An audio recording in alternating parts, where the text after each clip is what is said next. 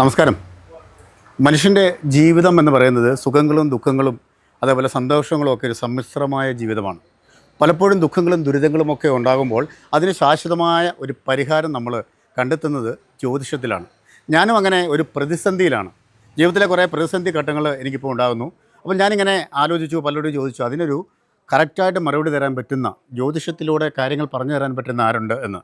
അങ്ങനെ എൻ്റെ പ്രിയപ്പെട്ട ഒരു സുഹൃത്ത് മിസ്റ്റർ രമേഷ് എന്നോട് പറഞ്ഞു, കൊല്ലാട് അനഘ ജ്യോതിഷാലയം, ഏറെ പ്രശസ്തനായ കൊല്ലാട് ഷാജി എന്ന വ്യക്തിയെ താങ്കൾ പോയി കാണുക. അദ്ദേഹം പാരമ്പര്യമായി ഈ രംഗത്ത് ഏറെ പ്രശസ്തനാണ്. ഒരുപാട് കാര്യങ്ങൾക്ക് നിങ്ങൾക്ക് പറഞ്ഞു തരാൻ സാധിക്കും. അങ്ങനെ ഞാൻ നമ്മുടെ പ്രിയപ്പെട്ട ലൈവ് ടിവിയുടെ എൻ്റയർ മീഡിയ ടീമിൻ്റെ ചോയ്സ് ഓഫ് കേരള എന്ന പ്രോഗ്രാമിലൂടെ അദ്ദേഹത്തെ ഒന്ന് പരിചയപ്പെടാം. എൻ്റെ പേഴ്സണലായിട്ടുള്ള പ്രശ്നങ്ങൾക്ക് ഒരു ശാശ്വതമായ പരിഹാരം കണ്ടെത്തി തരാൻ കഴിയുന്ന ഈ ജ്യോതിഷ രംഗത്തെ ഒരു അഗ്രഗണ്യനാണ്. അപ്പം നമുക്ക് അദ്ദേഹത്തിൻ്റെ വിശേഷങ്ങളും അറിയാം, എൻ്റെ പ്രശ്നങ്ങൾക്ക് ഒരു പരിഹാരവും.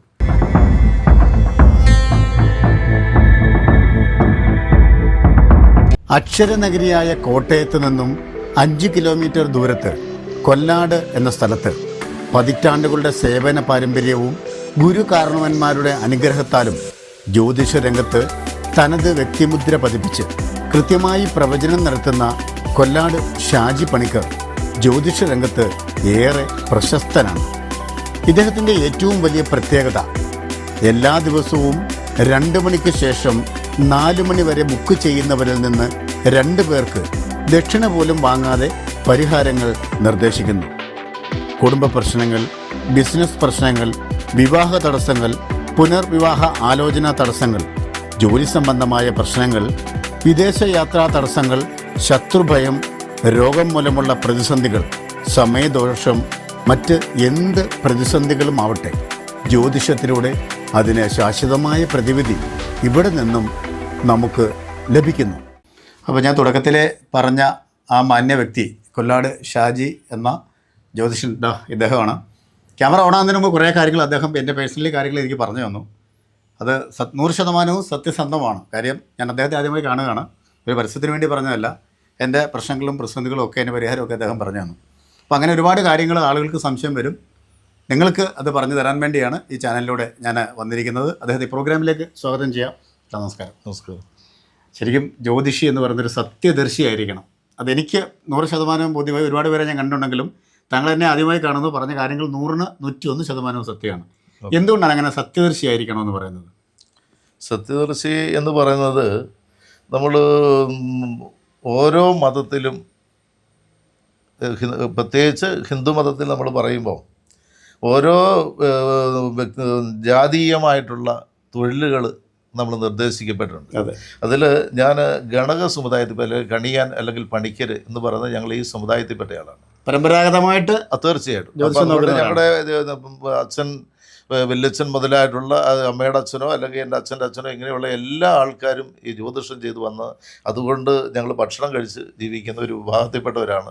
അപ്പോൾ അതുകൊണ്ട് തീർച്ചയായിട്ടും അതിനകത്ത് വിരുദ്ധമായിട്ടുള്ളൊരു കാര്യങ്ങൾ, അതുകൊണ്ട് അതിനെയാണ് സത്യമെന്ന് പറയുന്നത്. അപ്പോൾ അതുകൊണ്ടാണ് അത് ആ രീതിയിൽ തന്നെ വേണം നമ്മൾ ചെയ്യേണ്ടിയിരിക്കുക എന്ന് പറയുന്നത്. ശരി. ഇപ്പോൾ നമ്മൾ എന്തൊക്കെ പ്രശ്നങ്ങൾക്കാണ് ഇവിടെ പരിഹാരം നമ്മൾ ചെയ്യുന്നത്? നമ്മൾ ജ്യോതിഷ സംബന്ധമായിട്ട് ഉള്ള ഏത് വ്യക്തികളുടേതായിട്ടുള്ള എന്ത് പ്രശ്നങ്ങളുണ്ടെന്ന് പറഞ്ഞാലും അത് ജ്യോതിഷപ്രകാരം അവരുടെ നക്ഷത്രമോ അല്ലെങ്കിൽ ഡേറ്റ് ഓഫ് ബർത്തൊക്കെ നമ്മൾ നോക്കി അതിൻ്റെ ആ ജാതകം അനുസരിച്ച് അവരുടെ ലഗ്നങ്ങളൊക്കെ കണ്ടുപിടിച്ച് അതിൻ്റെ ആ കാര്യങ്ങൾ നമ്മൾ നോക്കിയാൽ കൃത്യമായിട്ട് നമുക്കത് മനസ്സിലാവും. അപ്പോൾ അതനുസരിച്ചിട്ടാണ് നമ്മളതിൻ്റെ ഒരു പരിഹാരം നമ്മൾ നിർദ്ദേശിക്കുക. ശരി. അതേപോലെ തന്നെ ഇപ്പോൾ ഒരാളെ കാണുമ്പോൾ, ഇപ്പോൾ എന്നെ കണ്ടുപോകാൻ താങ്കൾക്ക് എൻ്റെ പ്രശ്നങ്ങൾ പെട്ടെന്ന് മനസ്സിലാവും. അതെങ്ങനെ, എന്താണ് ഇതിൻ്റെ രഹസ്യം? അല്ല, അതിൻ്റെ രഹസ്യം എന്ന് പറഞ്ഞാൽ പരമ്പരാഗതമായി കിട്ടിയ കഴിവാണെന്ന് പറയരുത്. എന്തോ പരമ്പരാഗതമായ കഴിവ് കിട്ടുമല്ലോ. അല്ല, കൂടാതെ അതെ, അത് പിതാക്കന്മാരായാലും നമുക്ക് കിട്ടുന്ന ഒരു കാര്യങ്ങൾ, അതായത് നമ്മുടെ ജീനുകളൊന്നും ഒക്കെ തലമുറകൾ തീർച്ചയായിട്ടും അതെ.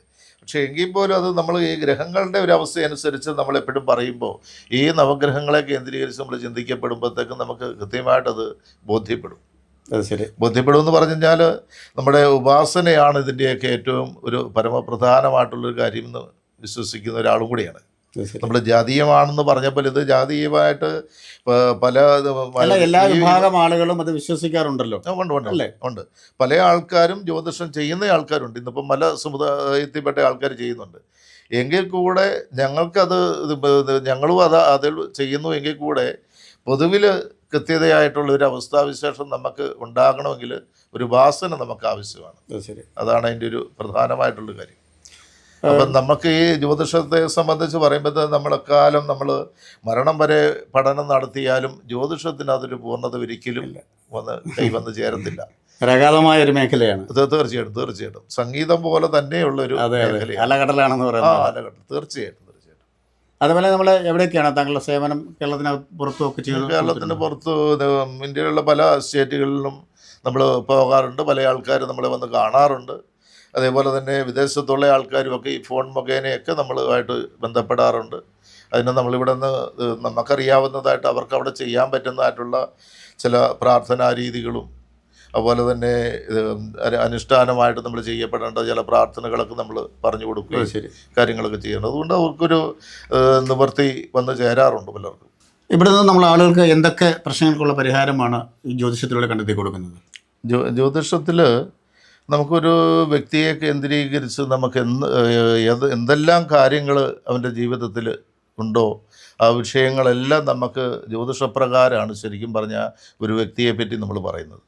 അത് തികച്ചും ജനനം മുതൽ മരണം വരെയാണ് നമ്മൾ ജാതകം എന്ന് പറഞ്ഞാൽ ഞങ്ങൾ സാധാരണ എഴുതി കൊടുക്കാറുള്ളത്. അപ്പോൾ ആ ജാതകം എഴുതി കൊടുക്കുന്നതായിട്ടുള്ളൊരു അവസ്ഥയിൽ ഈ പറയുന്നതായിട്ടുള്ള തുടർന്നുള്ള കാലാകാലങ്ങളിൽ ഉണ്ടാകുന്ന അവരുടെ സമയദോഷങ്ങളും സമയമാറ്റങ്ങളെ കേന്ദ്രീകരിച്ച് ഇക്കാര്യങ്ങളെല്ലാം നമ്മളത് നോക്കി അതിനെന്താണെന്ന് വെച്ചാൽ ഒരു പരിഹാരം നമ്മൾ സാധാരണ നിർദ്ദേശിക്കാറുണ്ട്. താങ്കളുടെ സേവനം ആവശ്യമുള്ളവർ എങ്ങനെയാണ് കോൺടാക്ട് ചെയ്യേണ്ടത്? അത് സാധാരണഗതിയിൽ നമ്മൾ ഫോൺ മുഖേന വിളിച്ച് നേരത്തെ ബുക്ക് ചെയ്തിട്ട് വരികയാണ് പതിവ്. ശരി. അതേപോലെ തന്നെ നമ്മുടെ ലൊക്കേഷൻ കറക്റ്റായിട്ട് എവിടെയാണ്? കോട്ടയത്തു നിന്നൊരു 5 കിലോമീറ്ററാണ് കൊല്ലാടെന്ന് പറയുന്നത്. അതായത് കൊല്ലാട് ഒരു ദേവീക്ഷേത്രമുണ്ട്. ദേവീക്ഷേത്രത്തോട് ചേർന്നാണ് ഞാൻ താമസിക്കുന്നത്. മലമേൽക്കാവ് ഭഗവതി ക്ഷേത്രം, അതായത് മലമേൽക്കാവ് വടക്കേ നടയെന്നാണ് നമ്മുടെ ഈ വീടിനോട് ചേർന്ന് പറയും. എൻ്റെ സുഹൃത്ത് എന്നോട് പറഞ്ഞ ആ ക്ഷേത്രത്തിൻ്റെ പേരാണ്. അങ്ങനെയാണ് താങ്കളെ ഞാൻ അന്വേഷിച്ച് കണ്ടെത്തിയത്. ശരി. അതേപോലെ തന്നെ ഇപ്പം അച്ഛൻ്റെയും മുത്തച്ഛൻ്റെയും ഒക്കെ പാരമ്പര്യം താങ്കൾക്ക് കിട്ടി. ഇനിയും താങ്കളുടെ തലമുറ അത് സ്വീകരിക്കുന്നുണ്ടോ? സ്വീകരിക്കുന്നുണ്ട്. എൻ്റെ മോൻ അത് ചെയ്യുന്നുണ്ട്, എൻ്റെ മോളും അത് ചെയ്യുന്നുണ്ട്. ജ്യോതിഷം ചെയ്യുന്നതാണ്. അതെ, അവർ രണ്ടുപേരും ചെയ്യുന്നുണ്ട്. അതെ. അപ്പം നമ്മൾ ജ്യോതിഷം പോലെ തന്നെ നമുക്ക് പ്രത്യേകിച്ച് നമ്മൾ പൂജകൾ ചെയ്യാറുണ്ട്. ശരി. അത് സാധാരണഗതിയിൽ നമ്മൾ അനുഷ്ഠിക്കപ്പെടുന്ന ക്ഷേത്രത്തിൽ പൂജ കഴിക്കുന്നയാളും കൂടിയാണ് ഞാൻ. അത് കരുതിയിട്ട് നമ്മൾ ഈ കാര്യങ്ങളും നമ്മൾ ചെയ്യുന്നുണ്ട്. അതുപോലെ തന്നെ വാസ്തുവാണെങ്കിലും അത്യാവശ്യം ചില കാര്യങ്ങൾ നമ്മൾ ചെയ്തു കൊടുക്കാറുണ്ട്. ഈ പൂജയുടെ കാര്യം പറയുമ്പോൾ ഞാൻ ഓർത്തത്, ഈ വാമൻ ഇങ്ങനെ കുട കൊടുക്കുന്ന ഒരു സമൂഹം, ഒരു സമുദായം, അത് താങ്കൾ പ്രതികരിക്കുന്ന സമുദായമാണോ? അതെ. അതിന്റെ എന്താണ് ഗണക സമുദായത്തിൽപ്പെട്ട ആൾക്കാരല്ല, പണിക്കരാണ്, അല്ലെന്നുണ്ടെങ്കിൽ കണിയാനാണ് ഈ കൊട ഉണ്ടാക്കുന്നയാൾ. അത് ശരി. ഓലക്കൊട. അപ്പോൾ ഈ ഓലക്കൊട ഉണ്ടാക്കുന്നതിനെ കേന്ദ്രീകരിച്ച് ഞങ്ങൾക്കും അതിൻ്റെ ഒരു പാരമ്പര്യം അനുസരിച്ച് ഞങ്ങളുടെ മുത്തച്ഛൻ മുതലേ അത് കൊടുത്തുകൊണ്ടിരുന്നയാളാണ്. അതായത് ഞങ്ങളെ ഈ കുടമാളൂന്ന് പൂഞ്ഞാറെന്ന് പറയുന്ന, അല്ലെങ്കിൽ പൂഞ്ഞാറ് തിടനാട് മഹാദേവ ക്ഷേത്രത്തിൽ ആ കോവിലക്കാർ ഞങ്ങളുടെ മുത്തച്ഛനെ കൊണ്ടുപോവുകയും അവിടെ നിന്ന് ആ ക്ഷേത്രത്തിൻ്റെ പണികൾക്കൊക്കെ ശേഷവും അതിന് എല്ലാ വർഷങ്ങളിലുള്ള ക്ഷേത്രത്തിലെ എല്ലാ കാര്യങ്ങൾക്കും എല്ലാ ഉപദേശങ്ങളൊക്കെ സ്വീകരിച്ചുകൊണ്ടിരുന്നത് ഞങ്ങളുടെ മുത്തച്ഛൻ്റെ അടുത്തു നിന്നാണ്. അപ്പോൾ ആ സമയം മുതൽ ഞങ്ങളുടെ മുത്തച്ഛൻ തന്നെയാണ് ഈ പറഞ്ഞ ഓലക്കൊട നിർമ്മിച്ച് നമുക്ക് ശിവേലിക്ക് വേണ്ടതായിട്ടുള്ള കാര്യങ്ങൾ കൊട കൊടുത്തുകൊണ്ടിരുന്ന എല്ലാ വർഷവും ഞങ്ങളാണ്. അതേപോലെ തന്നെ നേരത്തെ ഒരു കൊടിമരമായിരുന്നു ആ ക്ഷേത്രത്തിന്. എന്നാൽ ഇപ്പം അത് 3 കൊടിമരം. അത് കരുതിയിട്ട് ഞങ്ങളൊരു 3 ഓലക്കൊടയാണ് ഞങ്ങളുടെ കുടുംബത്തിൽ നിന്ന് ഞങ്ങൾ കൊടുക്കുന്നത്. അതെല്ലാ വർഷങ്ങളും കൊടുക്കാറുണ്ട്? എല്ലാ വർഷവും ഉത്സവത്തിൻ്റെ തലേ ദിവസം ഞങ്ങൾ കൊടുക്കും. ശരി. അതൊരു പുതിയ അറിവാണ്. അതെ. അതുപോലെ ഒരു കാര്യം കൂടി ചോദിച്ചില്ല. കാര്യം ഇപ്പോഴത്തെ ഈ തലമുറ, നമ്മൾ ഈ ന്യൂജൻ എന്നൊക്കെ പറഞ്ഞ് നമ്മൾ പറയുമെങ്കിൽ അവർ ഈ ജ്യോതിഷത്തിൽ എത്രത്തോളം വിശ്വസിക്കുന്നുണ്ട്? അവരത് ഉൾക്കൊള്ളുമോ? ഒരു 60% ആൾക്കാരെങ്കിലും തീർച്ചയായിട്ടും അതിനെ ഉൾക്കൊള്ളുന്നവരാണ്. ശരി. അതെ. അപ്പം നമുക്ക് ഈ പ്രതിസന്ധികളും പ്രയാസങ്ങളും ഒക്കെ ഉണ്ടാകുമ്പോൾ ജ്യോതിഷത്തിലൂടെ അതിന് ശാശ്വതമായ പരിഹാരം കണ്ടെത്താൻ പറ്റുമെന്നാണ് താങ്കൾ പറയുന്നത്? തീർച്ചയായിട്ടും കണ്ടെത്താൻ കഴിയും. കാര്യം നമ്മളിപ്പോൾ കൂടുതൽ ആളുകൾ യൂട്യൂബിലൊക്കെ ഇങ്ങനെ സെർച്ച് ചെയ്ത് അല്പജ്ഞാനികളായ ചില ആളുകളുടെ അറിവുകൾ സമ്പാദിച്ചുകൊണ്ട് ഇങ്ങനെ പറയാറുണ്ട്. അതാണ് ചോദിച്ചത്. അതിൽ നിന്നും തങ്ങളെ പോലുള്ള പാണ്ഡിത്യമുള്ള അറിവുകളുള്ള ആളുകളുടെ അടുത്തേക്ക് നേരിട്ട് വരണം, അല്ലേ? തീർച്ചയായിട്ടും. ദൈവപ്രശ്നങ്ങളും പൂജകളും ഒക്കെ ചെയ്യാറുണ്ടല്ലോ. അതും മുത്തശ്ശൻ വഴി പരമ്പരാഗതമായി കിട്ടിയ അറിവുകളാണ്. എവിടേക്കാണ് അത് ചെയ്യുന്നത്? അത് സാധാരണ ഹിന്ദുപരമായിട്ടുള്ള ഞങ്ങളുടെ ആചാരം അനുസരിച്ച് ഈ ക്ഷേത്രങ്ങളിലെല്ലാം ഏത് ക്ഷേത്രത്തിലും ഒരു 12 വർഷം കൂടുമ്പോഴാണ്, ഒരു വ്യാഴവട്ടം കൂടുമ്പോഴാണ് ദേവപ്രശ്നം നടത്തുക. അപ്പം എന്നാൽ ആ ദേവപ്രശ്നം നടത്തുമ്പോഴത്തേക്കും അത് ആ ദേവന് ഹിതമല്ലാതെ അല്ലെങ്കിൽ ക്ഷേത്രത്തിന് ചില അനിഷ്ടങ്ങൾ കാണുന്നതായിട്ടുള്ള കാലഘട്ടങ്ങളിലാണ് നമ്മൾ ദേവപ്രശ്നത്തിന് നമ്മളെപ്പോലുള്ള ആൾക്കാരെ അവർ വന്ന് കണ്ട് ഇത്രാം തീയതി എന്ന് പറഞ്ഞ് നമ്മൾ ക്ഷണിച്ച് ഞങ്ങളവിടെ പോയി ചെയ്യുക. അത് ഒന്നിലധികം ആൾക്കാർ കൂടിയിട്ടാണ് പോകുന്നത്. ശരി. അതായത് ദേവപ്രശ്നം സാധാരണ ക്ഷേത്രപ്രശ്നം ചെയ്യുക എന്നത് സാധാരണ ഒരു വ്യക്തിയുടെ കാര്യം നോക്കുന്നത് പോലെയല്ല, വളരെ ബുദ്ധിമുട്ടുള്ളൊരു കാര്യങ്ങളാണ്, ഒരുപാട് കാര്യങ്ങൾ. അത് തന്നെ. അപ്പോൾ അതുകൊണ്ട് 2-3 പേര് കൂടിയിട്ട് അതുകൊണ്ട് തർക്കിക്കുക എന്നാണ് ജനങ്ങളെല്ലാം വിചാരിച്ചിരിക്കുന്നത്. പക്ഷെ തർക്കിക്കുക എന്നല്ല, അതെ, തർക്യന്തയെ പ്രതിപത്യന്തയെന്ന് പ്രതിപാദിക്കുക, വിശകലനം ചെയ്യുക എന്ന് പറയും. അപ്പോൾ അതുകൊണ്ട് 2-3 ജ്യോത്സ്യന്മാരായിരിക്കും ഇതിനകത്ത് പ്രധാനികളായിട്ട്. ഒരാൾ ആചാര്യനായിരിക്കും, 2 പേര് കേൾക്കാനായിരിക്കും. അപ്പോൾ അവരുടെ ഒരു അഭിപ്രായവും കൂടെ ഇതിനകത്ത് അത് തന്നെ ഏകോപിപ്പിച്ചുകൊണ്ടാണ് നമ്മൾ ശരിക്കും പറഞ്ഞാൽ അത് ദേവപ്രശ്നം നമ്മൾ ചെയ്യുന്നത്. അത് കേരളത്തിലെ പല അമ്പലങ്ങളിലും അങ്ങനെ പല ക്ഷേത്രങ്ങളിലും പോയിട്ടുണ്ട്. ഇന്നിപ്പം കേരളത്തിലിപ്പം പ്രത്യേകിച്ച് നമുക്ക് കോട്ടയം കേന്ദ്രീകരിച്ചൊക്കെ നമ്മൾ പറയുമ്പോഴത്തേക്കും ഈ ഇവിടുത്തെ സീനിയറായിട്ടുള്ള മുത്തോലപുരം ചന്ദ്രശേഖരൻ ജ്യോത്സ്യർ, അതുപോലെ കുമരകം മോഹനൻ ജ്യോത്സ്യർ, അതുപോലെ കുറുമുള്ളൂർ ബാലൻ സാറ്, അതുപോലെ MR രാമകൃഷ്ണൻ, അതുപോലെ പനമറ്റം ഗോവിന്ദൻ ശാസ്ത്രി, ഇവരൊക്കെ ദേവപ്രശ്നം ചെയ്യുന്ന ആൾക്കാരിൽപ്പെട്ടവരാണ്. അപ്പോൾ അവരുമൊക്കെ ആയിട്ട് നമുക്ക് പല അവസരങ്ങളിലും നമുക്ക് കൂടാനും ഒക്കെ നമുക്ക് സാധിച്ചിട്ടുണ്ട്. അതേപോലെ തന്നെ ഞാൻ 1-2 ആളുകൾ ഇവിടെ വന്ന ആളുകൾ എന്നോട് പറഞ്ഞത് 2 മാസമൊക്കെ കുറേ ബുക്കിങ്ങും കാര്യങ്ങളൊക്കെ ഉണ്ട്. പക്ഷേ 2 മണിക്ക് ശേഷം വരുന്ന 2 വ്യക്തികൾക്ക് ഫ്രീ ആയിട്ട് അവരുടെ കാര്യങ്ങളും പ്രശ്നങ്ങളും പരിഹാരങ്ങളും ഒക്കെ താങ്കൾ പറഞ്ഞു കൊടുക്കും. വലിയ സേവനമാണ്. അതെ, അതെങ്ങനെ സാധ്യമാകുന്നു? അത് സാധിക്കുന്നു എന്ന് പറഞ്ഞാൽ നമുക്ക് ദിവസവും 2 പേർക്കെങ്കിലും ഒരു ഫ്രീ ആയിട്ട് ചെയ്താൽ അത് ഏറ്റവും നല്ലതാണെന്നാണ് നമ്മൾ മനസ്സിലാക്കിയിട്ട്. അവർ വലിയ മനസ്സിന് നന്ദി. അതെ, അതേപോലെ തന്നെ ഫോണിൽ നമ്മളെ വിളിച്ച് നമ്മളോട് ചോദിച്ചാലും അതിന് കൃത്യമായിട്ടുള്ളൊരു ഉപദേശം നമ്മൾ ജ്യോതിഷ സംബന്ധമായിട്ട് നമ്മൾ ചെയ്തു കൊടുക്കും. ശരി. ഇനി മുന്നോട്ടുള്ള മക്കൾ ഈ രംഗത്തേക്ക് വന്നിട്ടുണ്ട്. അതെ, ഒരു കാര്യങ്ങൾക്കൊക്കെ പറഞ്ഞ് നമ്മളോട് സഹകരിക്കാറുണ്ടോ? തീർച്ചയായിട്ടും. ഇപ്പം മോനൊരു 3-4 വർഷം ഉപജാപഠനമായിരുന്നു. അതുപോലെ കുട്ടിക്കാലം മുതൽ ജ്യോതിഷം പഠിച്ചുകൊണ്ടിരുന്ന ഒരാളാണ്. അദ്ദേഹവും എൻ്റെ കൂടെ ചെയ്യുന്നുണ്ട്. പല സുഹൃത്തുക്കളും എന്നോട് ചോദിക്കാറുണ്ട്, ഇപ്പം നീ ഒരു ജ്യോതിഷനെ കാണാൻ പോകുന്നു, അവിടെ എപ്പോഴാണ് ഞങ്ങളൊക്കെ പോകേണ്ടത്? അല്ലെങ്കിൽ ഞാനും ചോദിക്കുന്നു, ഒരു മനുഷ്യൻ എപ്പോഴാണ് താങ്കളെപ്പോലുള്ള ആളുകളുടെ സേവനം ആവശ്യമായിട്ട് വരുന്നത്?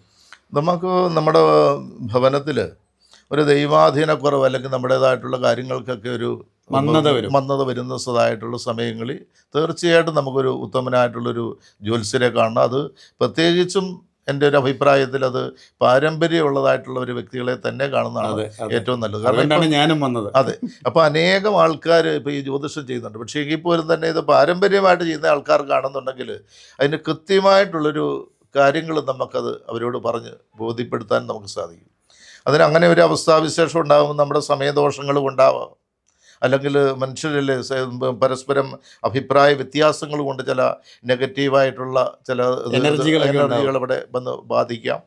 അത്തരത്തിലുള്ള കാര്യങ്ങൾ കൊണ്ട് നമ്മൾ വീട്ടിലൊരു പ്രാർത്ഥന നടത്തിയുണ്ടോ, അല്ലെങ്കിൽ ചിലപ്പം ക്ഷേത്രങ്ങളിൽ പോയി ഒന്നൊരു പ്രാർത്ഥന നടത്തുക, അല്ലെന്നുണ്ടെങ്കിൽ ഒരു അർച്ചനയോ അല്ലെങ്കിൽ അതുപോലുള്ള കാര്യങ്ങൾ അനുഷ്ഠിക്കപ്പെട്ടാൽ അത് ഇതിനൊരു പൂർണ്ണത പലപ്പോഴും കാണാതെ വരാറുണ്ട്. അപ്പം അങ്ങനെയുള്ള ഒരു അവസ്ഥാവിശേഷങ്ങളിലൊക്കെ ചില പൂജകളൊക്കെ നിർദ്ദേശിക്കുക. രാവിലെ ഭവനത്തിൽ ഒരു അഷ്ടദിവസമേത ഒരു ഗണപതി ഹോമം അല്ലെങ്കിൽ ഒരു ഭഗവത് സേവ, അതുപോലെ രോഗദുരിതങ്ങളുണ്ടെങ്കിൽ മുത്തഞ്ചിയും കഴിക്കാൻ പറയുക.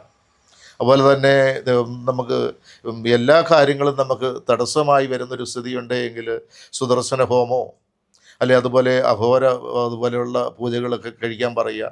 അപ്പം അങ്ങനെ ഒരു പൂജകൾ കഴിക്കുന്നതായിട്ടുള്ള അവസ്ഥയിൽ നമ്മളിലൊക്കെ ബാധിക്കപ്പെട്ട് നിൽക്കുന്നതായിട്ടുള്ള അല്ലെങ്കിൽ നമ്മളിൽ അവിടെ നിൽക്കുന്നതായിട്ടുള്ള ആ നെഗറ്റീവുകളായിട്ടുള്ള ദുരിതം എന്താണെന്ന് നമ്മളിവിടെ കണ്ടിട്ട് അതിനുള്ളൊരു പരിഹാരം എന്നുള്ളതൊരു പ്രതിമകളിലേക്ക് സാന്നിധ്യപ്പെടുന്നു. നമ്മൾ കണ്ടിട്ടുണ്ടാകാം ഈ ക്ഷേത്രങ്ങളിലുമൊക്കെ ഇങ്ങനെ നമ്മുടെ ശരീരത്തിന് എന്തെങ്കിലും കേടുപാടുകളോ അല്ലെന്നുണ്ടെങ്കിൽ രോഗദുരിതങ്ങളോ ഉള്ളപ്പോൾ ആ ക്ഷേത്രത്തിലേക്ക് കയറുന്നതായിട്ടുള്ള സ്ഥലത്ത് ഈ പ്രതിമകൾ വെച്ച് വിൽക്കപ്പെടുന്ന കണ്ടിട്ടുണ്ട്. അപ്പോൾ ആ പ്രതിമയിലേക്ക് അത് ശരീരത്തിന് വിഴിഞ്ഞ് പ്രാർത്ഥിച്ച് ക്ഷേത്ര സമർപ്പണം നടത്തിയാലും ചില രോഗദുരിതങ്ങളും അല്ല കഷ്ടതകളൊക്കെ മാറാറുണ്ട്. അപ്പോൾ അതേപോലെ തന്നെയാണ് പൂജയും. പൂജയെ സംബന്ധിച്ചും ഈ ചെമ്പ്, ഇരുമ്പ്, വെള്ളി എന്ന് പറയുന്ന പോലുള്ള തന്നെയുള്ള പല ലോഹങ്ങളിലേക്കാണ് ആ നെഗറ്റീവുകളായിട്ടുള്ള എനർജിയെ നമ്മൾ ആവാഹിക്കും. ആവാഹിച്ചത് അതാത് ക്ഷേത്രത്തിൽ സമർപ്പിച്ച് കഴിയുമ്പോൾ കൃത്യമായിട്ടും ആ രോഗദുരിതങ്ങളോ അല്ലെ അവർ ഒരു പ്രശ്നത്തിൽ നിന്നോ പെട്ടത് പോവാം. അപ്പം എന്തായാലും പൂജകളും കാര്യങ്ങളൊക്കെ തീർച്ചയായും വേണം അല്ലേ? തീർച്ചയായിട്ടും. അപ്പം ഞാനും ഈ പൂജ കഴിക്കുന്ന ഒരാളായതുകൊണ്ടാണ് പ്രത്യേകിച്ച് ഞാനിങ്ങനെ കൃത്യമായിട്ടത് പറയാം. പിന്നെ നമുക്ക് സമയദോഷം എന്ന് പറയുന്നത് എല്ലാ വ്യക്തികളും ഏത് സമയത്ത് ജനിച്ചാലും ആ സമയം മുതൽ അവൻ്റെ മരണം വരെയുള്ള സമയത്ത് അത് ജാതിമത ഭേദമന്യേ എല്ലാവർക്കും ഉണ്ട്. ക്രിസ്ത്യമായിട്ടോ ഹിന്ദു അല്ലെങ്കിൽ മുസ്ലിം എന്നോ ഒന്നുമില്ല, എല്ലാവർക്കും അവന് പ്രശ്നമുണ്ട്, തീർച്ചയായിട്ടും ഉണ്ട്. അപ്പോൾ അവർക്ക് അവരുടെ ആ ആ നക്ഷത്രം അനുസരിച്ച് അന്നത്തെ ആ ഇതനുസരിച്ച് നമ്മൾ അതിൻ്റെ ആ ദൈർഘ്യം മനസ്സിലാക്കി അതിന് വേണ്ടതായിട്ടുള്ളൊരു പരിഹാരം നമ്മൾ നിർദ്ദേശിച്ചു കഴിഞ്ഞാൽ തീർച്ചയായിട്ടും നമുക്ക് ആ ഗ്രഹങ്ങളെ പ്രീതിപ്പെടുത്തിയാൽ ആ ദുരിതത്തിൽ നിന്ന് അങ്ങനെ നമുക്ക് രക്ഷപ്പെടാം. ശരി. ഇപ്പം പൂജ കൊണ്ട് തന്നെ നമുക്ക് തീരണമെന്നില്ല. അതൊക്കെ നമുക്ക് പരിഹരിക്കപ്പെടാതെ വരുന്നൊരു സ്ഥിതി ഉണ്ടാകുന്ന സമയത്ത് നമുക്ക് ഈ പറഞ്ഞ പൂജയുടെ കാര്യങ്ങളൊക്കെ ഉള്ളൂ. അപ്പോൾ വീടുകളിലൊക്കെ ദൈവികമായ ഒരു സാന്നിധ്യം എപ്പോഴും പ്രാർത്ഥനയും കാര്യങ്ങളൊക്കെ ഉണ്ടാവണമെന്നാണ് താങ്കളുടെ ഒരു അറിവ് വെച്ച് പറയുന്നത്. തീർച്ചയായിട്ടും അത് 100% നമ്മളങ്ങനെ ചെയ്താലേ നമുക്ക് ഈ ലോകത്തിൻ്റെ ഒരു നിലനിൽപ്പ് തന്നെ അതെ ഒരു ശക്തിയാണ്. തീർച്ചയായിട്ടും. അപ്പോൾ ആ ശക്തിയെ പല മതവിഭാഗത്തിൽപ്പെട്ടവരും പല പേരിട്ട് വിളിക്കുന്നുള്ള ശക്തി ഒന്ന് തന്നെയാണ്. ശക്തി ഒന്ന് തന്നെ തീർച്ചയായിട്ടും. അപ്പോൾ അതുകൊണ്ട് അങ്ങനെ ചെയ്താൽ മതി. തീർച്ചയായിട്ടും അതിന് ഒരു വ്യത്യാസം ഉണ്ടാവും. തീർച്ചയായിട്ടും ഉണ്ടാവും. വളരെ നല്ല അറിവാണ്. അതെ. എന്തായാലും വളരെ വിശദമായ കാര്യങ്ങളൊക്കെ ഞങ്ങൾക്ക് പറഞ്ഞു തന്നു ജ്യോതിഷത്തെക്കുറിച്ച്. അപ്പോൾ ജ്യോതിഷ സംബന്ധമായ എന്ത് പ്രശ്നങ്ങൾക്കുണ്ടെങ്കിലും അതിന് ശാശ്വതമായ പരിഹാരം ഒരു ദൈവജ്ഞനായ ഒരു വ്യക്തി, ജ്യോതിഷ രംഗത്തെ അഗ്രഗണ്യൻ എന്നൊക്കെ നമ്മൾ പറഞ്ഞാൽ അത് വളരെ കുറവായി പോകും. അഗാധമായ പാണ്ഡിത്യമുള്ള ഒരു വ്യക്തിയാണ്. കുറേ കാര്യങ്ങൾ ഇനി പറയണമെന്നുണ്ട്. സമയക്കുറവ് മൂലം ഞാൻ നിർത്തുകയാണ്. ഞങ്ങൾക്ക് പ്രത്യേക നന്ദി. നമസ്കാരം. അപ്പം മനോഹരമായ മറ്റൊരു എപ്പിസോഡിൽ കണ്ടുമുട്ടാം. ക്യാമറാമാൻ റിജോയ് പറവൂറിനും എൻ്റെയർ മീഡിയ ടീമിനുമൊപ്പം സൈനിങ് ഓഫ് ഷിയാദ് ചങ്ങനാശ്ശേരി.